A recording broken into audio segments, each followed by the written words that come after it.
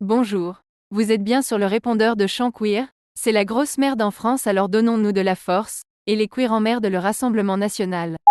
Bonjour, je m'appelle Lucia et je suis une personne racisée installée en campagne dans le Finistère et j'ai mon activité agricole. Je suis entourée de personnes âgées finalement, âgées mais aussi des néo-ruraux comme moi, jeunes, majoritairement blanches.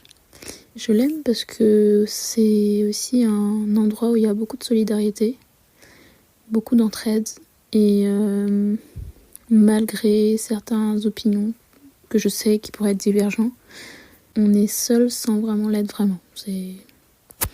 Du coup, ça amène... moi, ça me permet d'avoir mes moments où, pour mon activité, pour moi-même. Pourquoi j'ai choisi la campagne aussi, c'est aussi cette tranquillité.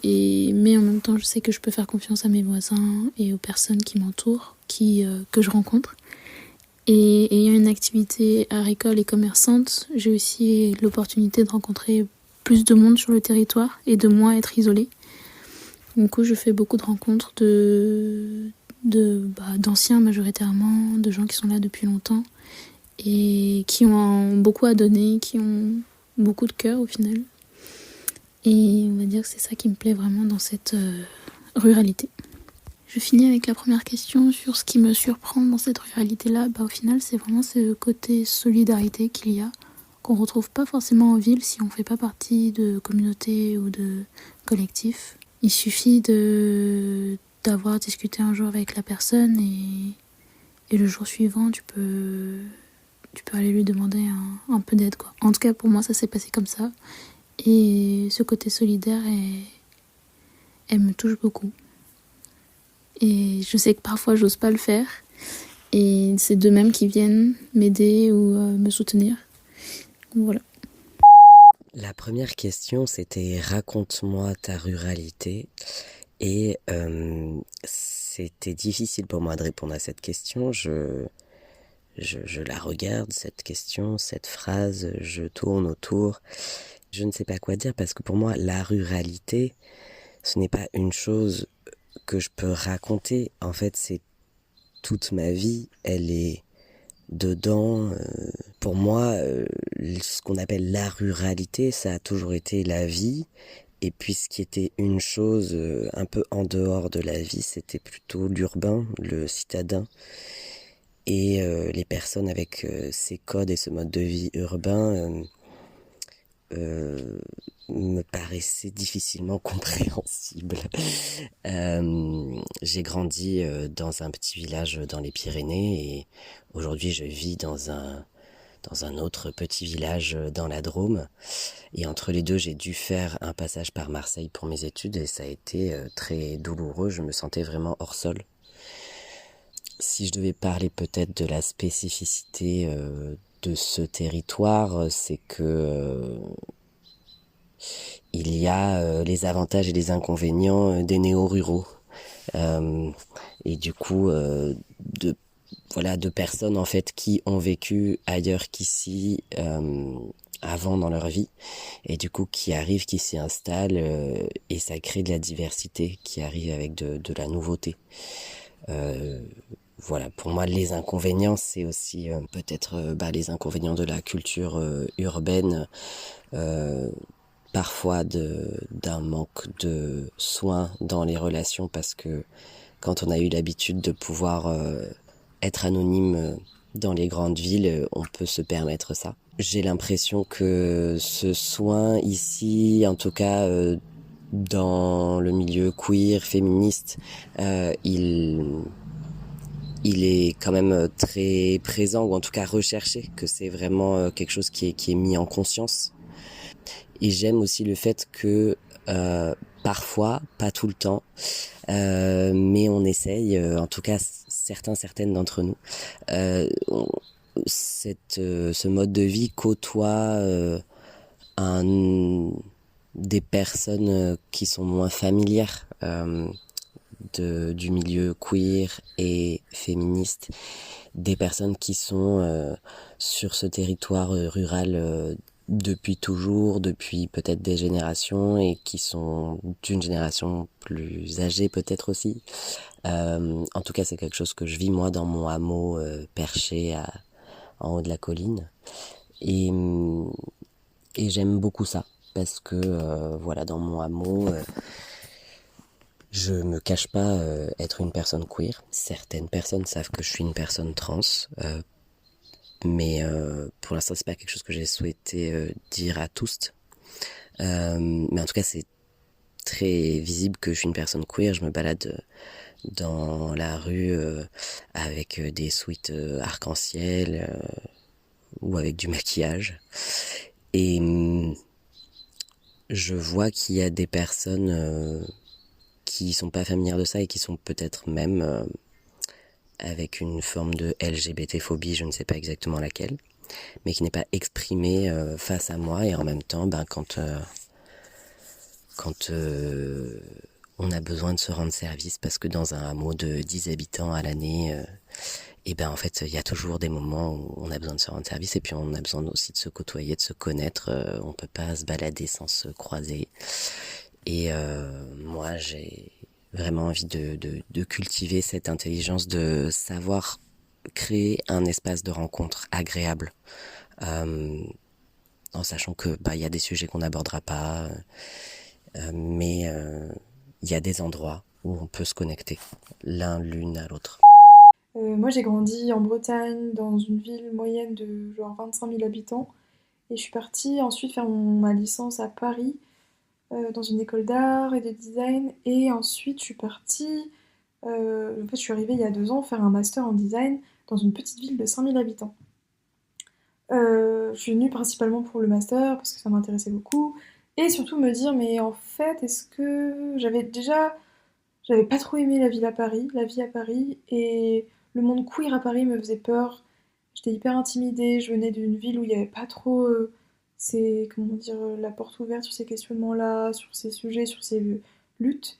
Et je me suis pris Paris dans la gueule avec, comment dire, tout plein de lectures que j'ai découvertes de personnes, de vécus, d'expositions, de films. Enfin, c'était vraiment genre une espèce de claque dans la gueule d'informations, de qu'est-ce que c'est d'être queer et qu'est-ce que ça implique, et la colère et la fierté et la peur et la joie et l'amour. Et en arrivant en Creuse, je me suis demandé, ok, je viens habiter ici, c'est sûr qu'il y aura des personnes queer à l'école, mais comment ça se passe à l'extérieur? Est-ce qu'il y a des assos? Elles sont où? Qu'est-ce qu'ils font? Comment ça se passe, quoi? Et j'ai l'impression que pendant ces 2 ans, c'était que des surprises de comme je faisais zéro image de ce que c'est être queer en réalité, bah, dès que je voyais un événement ou une association qui existait, euh, je sais pas, des affiches, des collages dans les rues, bah, ça me rendait, mais ça me faisait tellement du bien, ça m'a rendu tellement, ouais, heureuse en fait de voir tout ça et de me dire, mais en fait ils sont là, ils existent. Et je les connais pas forcément, les personnes des associations, mais je sais que ça gravite et ça bouge fort pour le coup ici, pas dans le coin.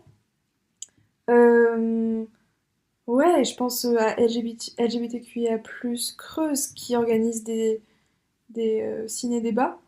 Et ça, c'est trop chouette, ciné-débat au cinéma juste en bas de chez moi. Euh, et je l'aime cette ruralité parce qu'elle est, ouais, elle est surprenante parce que comme je fais zéro image, bah, chaque chose est incroyable. Par exemple, la Praille de Guéret, où on était 350 personnes.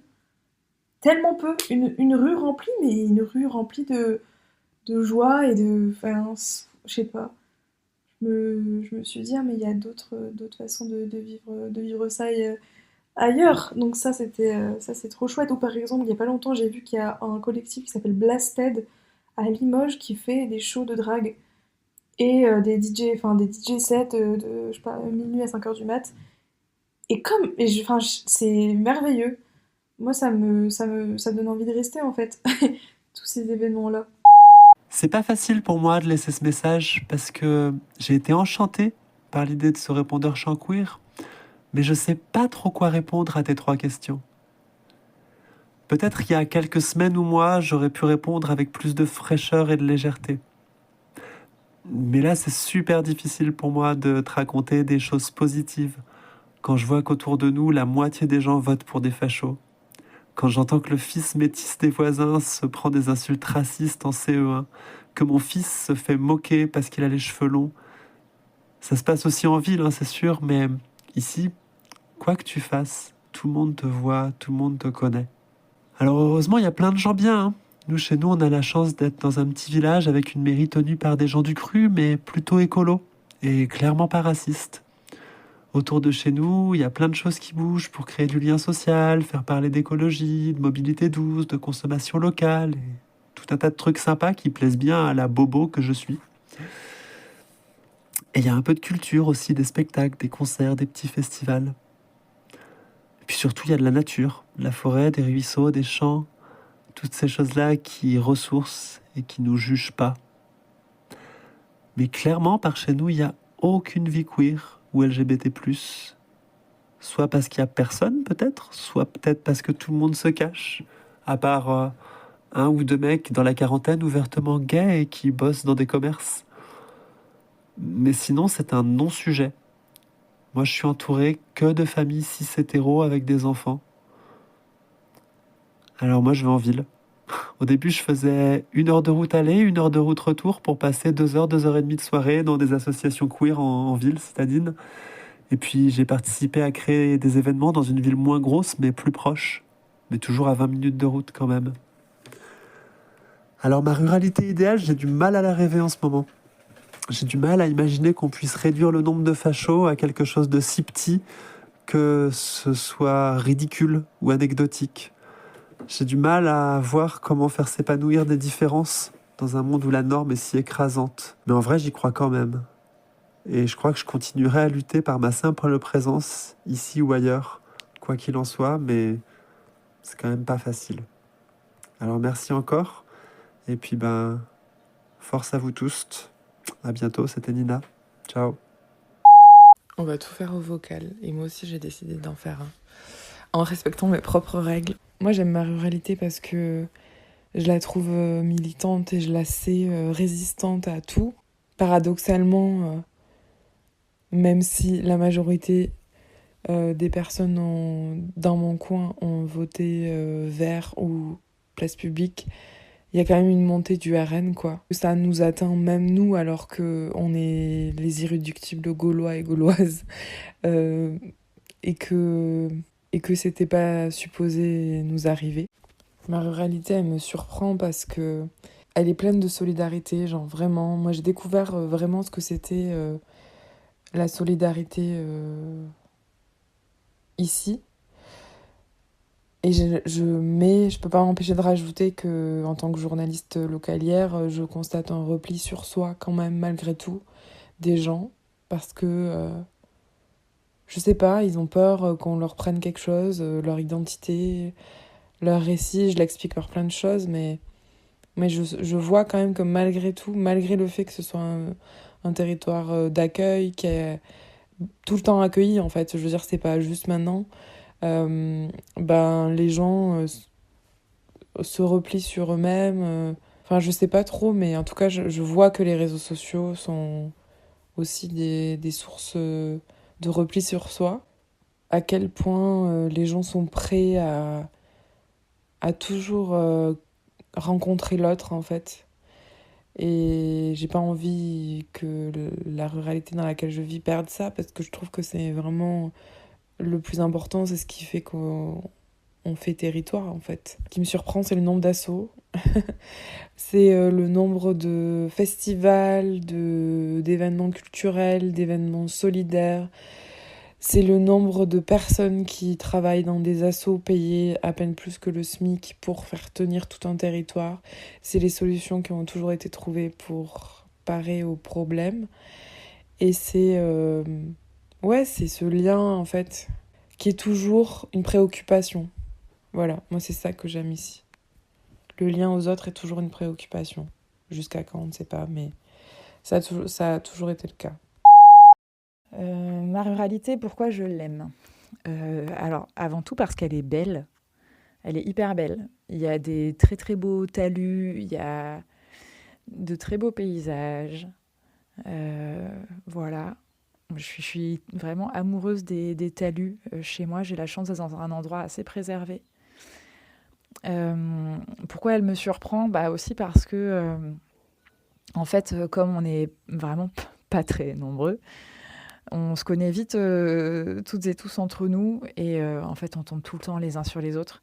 Et même quand je suis loin, quand je m'éloigne, on connaît les gens, quoi. Enfin, par exemple, on passe plus par le grand géant du covoiturage pour covoiturer. On s'inscrit dessus, on regarde qui propose un covoit et on se contacte en direct. Enfin, on se récupère les numéros les uns des autres. On a même un groupe sur nos portables pour uniquement dédié au covoiturage entre notre patelin et le chef-lieu qui est à 10 km en fait. Voilà, donc ça c'est surprenant. Ça marche pas toujours, on va pas se mentir, mais c'est incroyable, moi je trouve, de pouvoir comme ça se connaître entre nous aussi facilement en fait. Ça veut pas dire que pour autant, donc il y a beaucoup de solidarité, c'est vraiment hyper impressionnant. J'ai jamais fait autant de stops depuis que j'habite ici. Et mais ça veut pas dire que les gens sont toujours forcément avec nous, quoi. Tout le monde est quand même plus ou moins dans la galère. Il y a beaucoup de pauvreté et c'est pas toujours très simple, quoi. Enfin, faut pas verser dans l'utopie, quoi. C'est pas du tout aussi simple que ça, quoi. Quelles sont les luttes locales? On a fait une association écoféministe avec les potes ici. On est quand même maintenant, alors être très actif, je sais pas, on doit être 15-20. Mais en vrai, on est plusieurs dizaines. C'est en lien avec les autres associations féministes sur tout le territoire régional dans la ruralité et tous les autres associations qui étaient dans la ruralité. Donc à chaque fois, c'est des petits collectifs. Et en fait, par exemple, là, les manifestations de ce week-end, on s'est coordonnés sur les textes, sur les lieux. Et ce qui fait qu'il y aura plusieurs rassemblements, il y aura plusieurs interventions. Et voilà. Et c'est vraiment cool, cette synchronisation.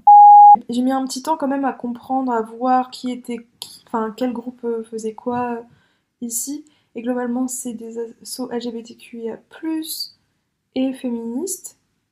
Et je crois que j'ai vu ça globalement sur Instagram. En fait, je mets des hashtags où je cherche des trucs et après je tombe sur un événement et je me dis c'est bon, je les ai trouvés. Et après, je demande aux copains, copaines par ici, est-ce que ça t'intéresse d'aller... Par exemple, on est allé voir la campagne Ma Voix, Mon Choix, il me semble.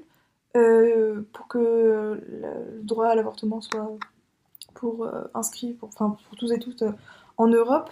Et donc on est arrivé comme ça à la Métif, qui est un lieu de résidence artistique à Moutier-d'Ahan, dans une salle avec tout plein de gens pour discuter de ça et rencontrer les porteuses du projet. Et globalement, il y a les réseaux sociaux ou les collages que je vois dans la rue. Alors du coup, on se demande à qui fait ça, et puis finalement, on tombe sur la personne. J'ai l'impression que c'est plus simple de s'organiser, de se mobiliser. Pour les luttes politiques et luttes locales, il n'y a pas grand-chose. En tout cas, ça fait 3 ans maintenant qu'on est ici. Et j'ai pas de réseau réel politique. Je suis en train d'en former un avec des personnes que j'ai rencontrées via Instagram, faisant les mêmes activités professionnelles que moi. Mais avant cela... c'est très difficile de trouver un mouvement politique ou un réseau politique engagé en campagne. Sachant que même pour les personnes racisées, il y a beaucoup de micro-agressions racistes, malgré tout le côté solidaire, tout ça. Et sachant que les personnes racisées sont là, dans les campagnes, ils sont juste... silenciées et minorisées plus que dans les villes, puisque elles travaillent, c'est elles qui vont dans les usines et quand elles rentrent chez elles, elles sont pas conviées aux fêtes ou aux événements locaux, ou en tout cas elles sont pas les bienvenues. Donc voilà, pour une dynamique de ce genre, il n'y en a pas réellement. Et étant néo-rural, néo-ruraux, avec les copines aussi que je me suis faites. On essaie de reconstruire une dynamique autour de ça. Mais c'est une dynamique principalement féministe, avec au final majoritairement des femmes blanches, mais qui partagent aussi le côté antiraciste et queer de la lutte. Ici dans la Drôme, dans la vallée crétoise, les luttes sont nombreuses et je ne vais pas toutes les citer. Moi, ce que j'apprécie particulièrement, c'est de voir ces derniers mois, cette dernière année, des initiatives émerger dans le milieu queer pour rassembler des fonds, pour aider divers projets. Et l'inventivité de ces stratégies. Donc il y a eu des journées comme des salons esthétiques au sens large, créés dans soit un lieu associatif, soit chez quelqu'un. Et il y a des tatoueuses qui viennent parfois même de Marseille pour ça. Donc il y a beaucoup de tatouages, du massage, mais aussi un bar à ongles, de la coiffure, et tout ça est à prix libre. Il y a aussi eu quelque chose, une initiative que je trouve géniale depuis maintenant bien 2 ans, je crois. Un restaurant caché itinérant qui a lieu au domicile des personnes qui souhaitent et qui peuvent mettre leur domicile à disposition. Et donc ce sont des personnes queer qui vont cuisiner, dont c'est plus ou moins le métier ou qui ont une grande expérience de ça. Et de la même façon, c'est à prix libre. Et voilà, avec toujours des super bons menus. Et c'est cet argent qui est récolté a été pour diverses choses, pour par exemple la torsoplastie de 2 personnes trans. Pour cette torsoplastie, il y a eu aussi un cabaret queer, la cabaret, et voilà, ça a été une super soirée également à prix libre. Et voilà, à chaque fois, c'est des choses qui sont proposées à prix libre avec des gens qui viennent donner de leur temps, de leur énergie pour ça. Et les gains sont considérables, donc c'est vraiment beau de voir cette solidarité-là qu'on peut avoir entre nous. Je sais que les recettes du restaurant ont aussi servi pour des personnes exilées. Voilà, il y a vraiment une diversité d'actions comme ça. Alors du coup, moi, j'avoue que ces 2 dernières années, mis à part quand je vais vous voir avec Chant Queer, j'ai pas le temps de trop m'investir dans des endroits LGBT. Il y a un bar, un café associatif LGBT, pas loin de chez moi. Et il y a une asso à 50 minutes qui a organisé déjà 2 Pride. Enfin, il y a 2 assos. Il y a un collectif et une asso, je crois.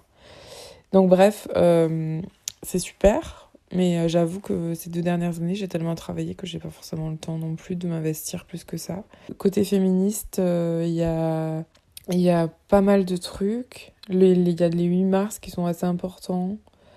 Il y a 2, on va dire, pour moi, dans la vallée dans laquelle je vis, il y a 2 grosses assos de lutte contre les violences faites aux femmes, qui sont très très importantes puisque dans les ruralités, les violences sont moins détectables.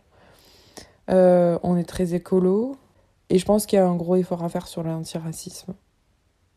Voilà. Voilà. Après sur le RN, je pense qu'il y a des gens qui votent quand même RN parce qu'ils ont peur. Je pense que c'est des gens matrixés à CNews et je m'aperçois à quel point il y a un putain de gouffre. En fait, moi, là, je vis ce truc en tant que journaliste, quoi, de me rendre compte, je savais déjà, mais vraiment l'étendue des dégâts, en fait. Et ça me fait très très peur de l'étendue des dégâts causés par Bolloré. Moi, j'aimerais, dans ma ruralité idéale, et c'est pas forcément en lien avec les personnes LGBT, mais quand même, en fait, j'aimerais qu'on reste dans ce truc de la révolution, elle va venir de là, forcément, parce qu'en fait, quand t'as tout perdu, tu mènes des révolutions, et les ruralités ont tout perdu, même leur récit, même leur voix. Et du coup, elles vont forcément mener toutes les révolutions sociales et voilà, enfin je veux dire, c'est obligé. Quand on t'enlève ton service public, t'es obligé de trouver une solution. Quand on t'enlève ta maternité, t'es obligé de trouver une solution. Enfin bref. Et j'aimerais que les gens se parlent plus. Et par exemple, en fait, il manque de lieux. En fait, il manque à la fois de lieux spécifiques pour les personnes LGBT, les féministes, etc. Enfin, toutes les luttes. Et en même temps, il manque ce lieu de mélange. Et en même temps, est-ce que c'est pas le café au marché le samedi matin? Mais moi, j'aimerais que les gens se parlent vraiment. Que les gens arrêtent de se dire, oui, telle personne, elle est comme ça. Moi, j'aimerais juste que le pont, il se fasse. Si le pont se fait pas, les gens ne comprendront jamais qui on est, en fait. Et vraiment, quoi. Enfin, moi, je me dis, mais en fait, le fait d'exister dans ces lieux, de faire, en fait, et de s'afficher et d'expliquer, voilà, enfin aussi, de dire, voilà, moi, je suis en couple avec une femme, je suis une femme, je suis en couple avec une femme, ou je suis une personne trans, et de prendre du temps. Alors, je sais qu'il y a des gens qui peuvent être très violents, et je sais la peur, je la connais par cœur.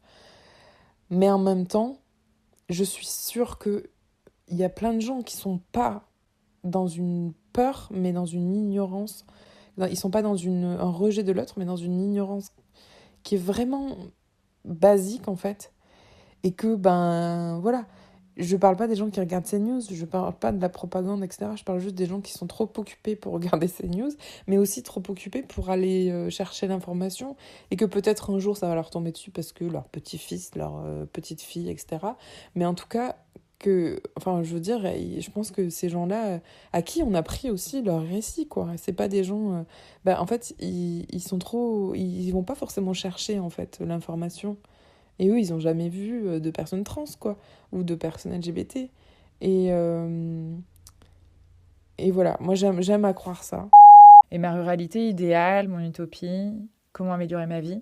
Alors déjà, il y aurait des arrêts de stop avec un toit sur la tête, un panneau solaire et un néon pour plus que les ados fassent du stop sous la pluie, dans les petits virages, dans le noir en hiver.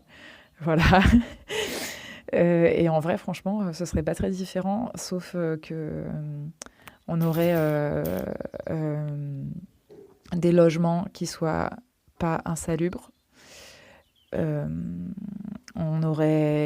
réglerait plus facilement nos problèmes de bagnole. On aurait moins de potes dans la misère. Et voilà. Mais sinon, moi, j'ai tout pour être heureuse ici, je crois. De prime abord, je ne sais pas trop quoi dire à la question comment améliorer ma vie sur ce territoire. Et je trouve ça très joyeux parce que j'ai l'impression qu'en tant que personne trans qui vit en milieu rural, ma vie est déjà vraiment de bonne qualité, j'ai envie de dire. Mais c'est vrai que en y réfléchissant, j'aimerais avoir un lieu de rencontre de tout type d'ailleurs, que ça soit des rencontres politiques, des rencontres amicales, des rencontres affectives au sens large. Et ça, je dirais, ça manque parce que j'ai l'impression qu'on a une grande capacité de s'organiser entre nous et qu'il y a un lieu associatif qui est très facilement accessible.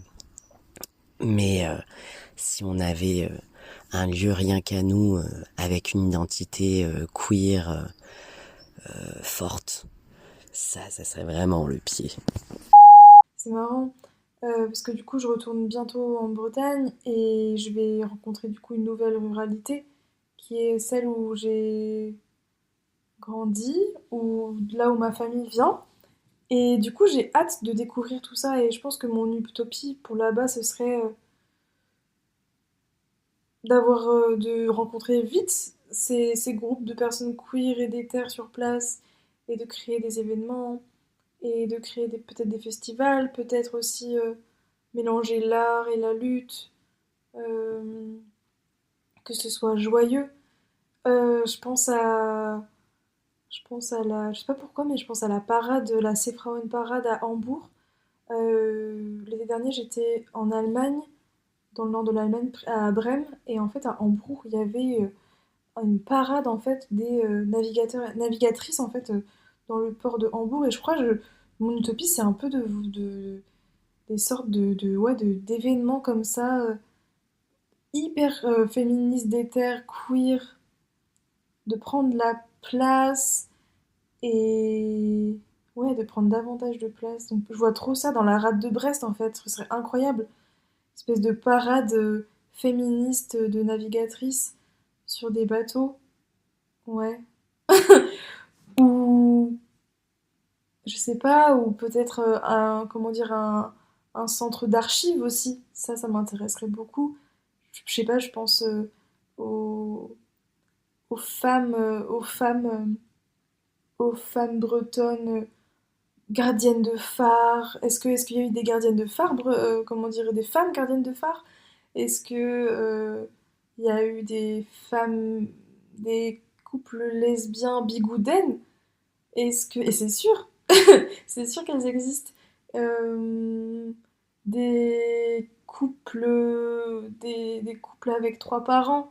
Enfin, ouais, je pense à une sorte de centre d'archives pour chaque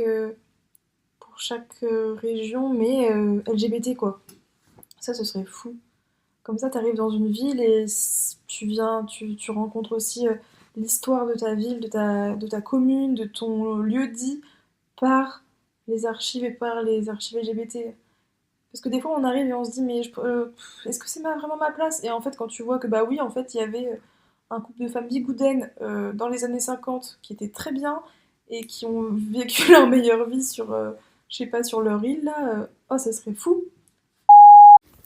Pour ma ruralité idéale, je partirais sur une ruralité mixte où les néo-ruraux soient plus nombreux, mais qui ait aussi un équilibre et une collaboration avec les ruraux de souche.